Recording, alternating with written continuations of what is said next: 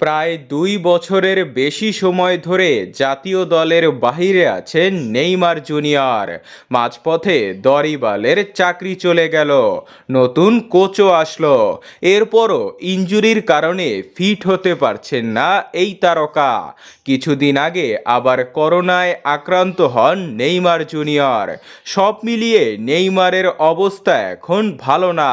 তাহলে কি নেইমারকে আর মাঠে দেখা যাবে না? নেইমার ২০২৬ বিশ্বকাপটা ব্রাজিলের হয়ে খেলতে চান, তবে এর আগে প্রস্তাব পেয়েছিলেন ক্লাব বিশ্বকাপ খেলার। ব্রাজিলের প্রথম সারির ক্লাব ফ্লুমিনিয়ান্সের সাথে নেইমারের একটা নেগোসিয়েশন চলছিল।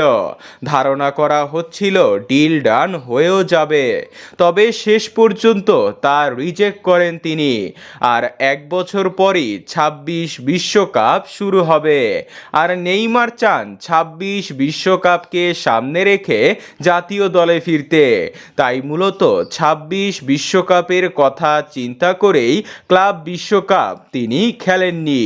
নিজের ঘরে সান্তোসে থেকেই নিজেকে ফিট করেছেন।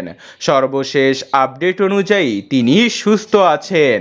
সেপ্টেম্বরের উইন্ডোতে আমরা নেইমারকে হলুদ জার্সিতে দেখতে পারবো।